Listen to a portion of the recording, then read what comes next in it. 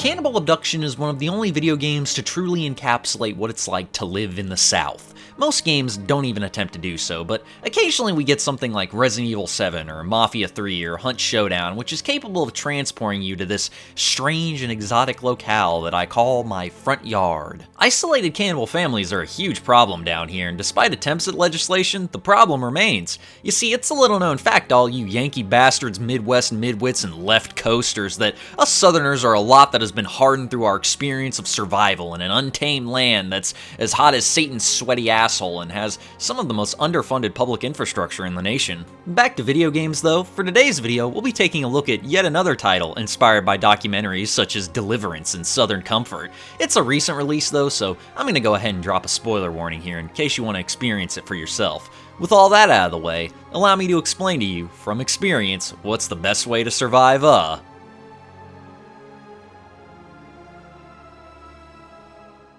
I'm fucking around mostly, living down here is fine, it's just fun to meme on. Summers do suck major ass though. So if you're not familiar with the current landscape of independent game development, survival horror games are currently undergoing something of a resurgence right now, similar to boomer shooters, but still in kind of the earlier stages of the revival. Encouraged by the success of Resident Evil 7's return to form and the promising performance of smaller budget titles like Tormented Souls, which is a game made by a studio from Chile, which I think is neat because there's not really a lot of devs from that continent, a bunch of hipsters pining for the good old days of fixed camera angles and limited inventory space have taken it upon themselves to carry the genre's torch into a new era. If you can't already tell, I'm pretty fucking into all this. When I was a kid, my free time mostly went into video games, and the three dominating genres for me were first-person shooters, another genre that I'll talk about in a future video, and survival horror games. I think I had just turned 10 when my parents decided that I was mature enough to play the earlier Resident Evil games, and it was a really landmark experience for me. Trying to navigate the Spencer Mansion as a 10-year-old was a nightmare, not just because of the monsters, but the confusing layout. I kept at it though, and eventually beat the game after God only knows how long.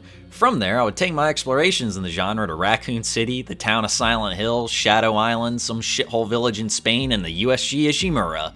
Thank God that last one didn't come out until my early teens. That shit would have fucked me up as a kid. There were some ones I missed out on. I never got a chance to play stuff like Onimusha, Fatal Frame, or Rule of Rose, but that's all stuff that I plan to get around to one day. Fear Effect was one that I remember being interested in, but I always got the name mixed up with that show Fear Factor, so I think my parents thought I wanted to play some game about eating bugs and skipped out on buying me that one. Also, it had tits, so that might have played a part as well. So the point of me waxing nostalgic here is to say that the late 90s to mid 2000s was like the fucking golden age for this genre. I know early to mid noughts nostalgia is becoming a thing now, but if you were into survival horror games, then that shit's an overdrive for you. It was the release of Resident Evil 5 that more or less spelled the death of the genre. As the style's poster child had undergone a complete shift in public image, the other big names were either dead or in the process of dying, and the industry as a whole had begun that shift away from the more slow-paced and subtle experiences of these games into the batshit bombast reminiscent of Hollywood's most over-the-top action movies. Yada yada yada, blah blah blah, pointless historical context. Can you talk about the fucking game I clicked on the video for now? Look man, I'm a few days away from turning 28. Let a geriatric remember the good old days, will ya? So Cannibal Abduction is part of the current wave of retro revival titles made by boomers like me, except not like me because these people have talent,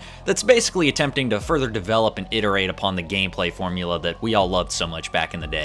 Where Cannibal Abduction differs though is that it doesn't just look to the foundations of the genre for inspiration, but actually draws from a few other sources as well. The first and most apparent one is its cinematic forerunners, stuff like Pumpkinhead, Friday the 13th, and of course the Texas Chainsaw Massacre. In terms of setting, I'd say it draws the most from Chainsaw, but the whole VHS filter analog horror thing is definitely more of a nod to the first two movies I listed.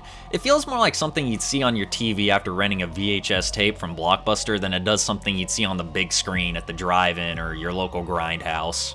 In addition to this, it lacks the combat that's present in almost every other game in the genre, instead opting for that hide-and-seek gameplay loop that was pioneered by more modern horror titles like Amnesia and Outlast. Normally I would rip into it for this. I'm really not a fan of horror games that give you no way to defend yourself, but I can understand why they did it here. I think this is a creative decision that stems both from the whole slasher tribute angle, because no one ever successfully fights back in a slasher film, but also the fact that the game is like an hour long. This is a pretty short experience, which is fine since it only costs like $3, so I can imagine if it did have combat, there wouldn't even really be anywhere to use it.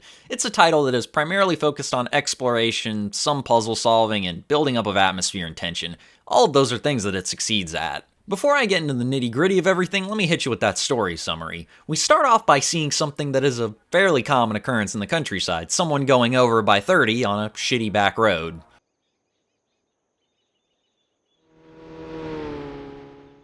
When he hits a deer, and he will, he's gonna fuck that car up. The main character is a dude named Harry, I think. I can't really remember. He's a rebellious youth who wears a leather jacket and a DRI shirt, which is some band my mom likes. He stole his dad's car, but it breaks down, at which point he accepts an offer for help from some hick bastard who offers to fix his car in exchange for Harry fixing a broken cabinet in his house. Harry accepts the offer, gets locked in, cue the star of the game. From here, the goal is to survive by exploring the house and finding a way out. Like the classics that Cannibal Abduction owes its existence to, the player is given little to no guidance and allowed to explore the house in any order they see fit.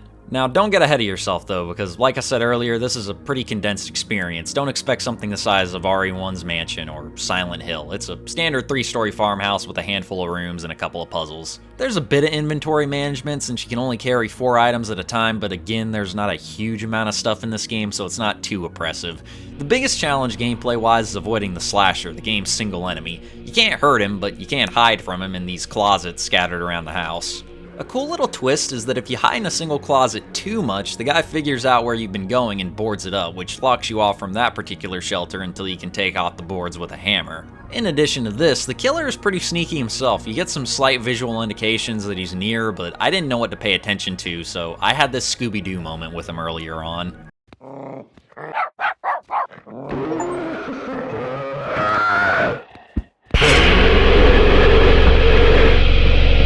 The other big funny thing that happened during my playthrough was this puzzle I had to do with a radio. The point is you're supposed to listen to a specific frequency in order to figure out the code to a lock by sets of like Morse code or something.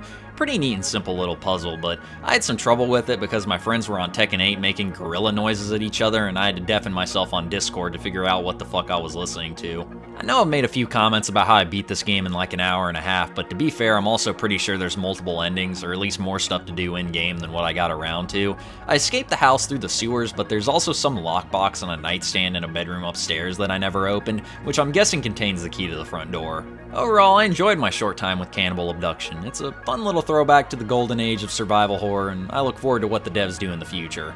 Out of curiosity, while I was writing the script, I looked them up to see what else they've done, and it turns out that Cannibal Abduction was actually a solo effort by a dev named Salui, which I'm sure I'm mispronouncing, but I don't really care. He made another game called Night of the Scissors, which is in pretty much the same style, and actually just announced another one called The Fear Business. It seems like he's kind of trying to carve out his own niche in the whole VHS slasher game subgenre that's going on right now, alongside guys like Puppet Combo. Salui seems to be a lot more interested in replicating the experience of the older Resident Evils though, whereas Puppet Combo has branched out and started making slasher tributes with a bunch of different gameplay styles. I'll probably pick up both Night of the Scissors and The Fear Business when it comes out, but I do hope that as this dev finds his footing in game design, he can branch out and spread his wings just a little bit further. If I had to give any advice at all, I'd say maybe try and find ways to flesh out the gameplay loop a little bit more, like adding some slightly more intensive puzzles or maybe a rudimentary combat system.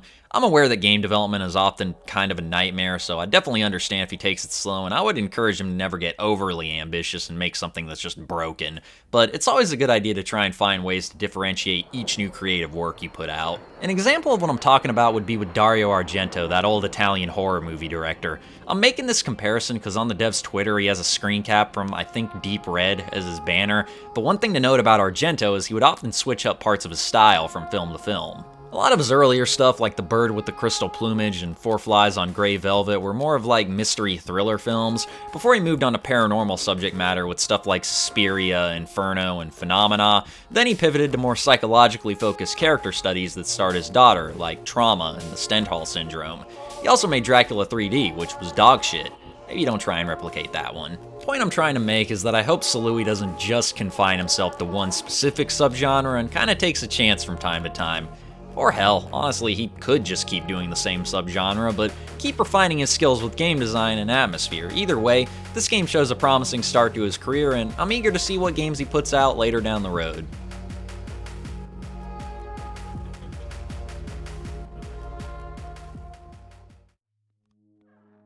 Hey everybody, if you made it this far into the video, I just want to say thanks. It means a whole lot.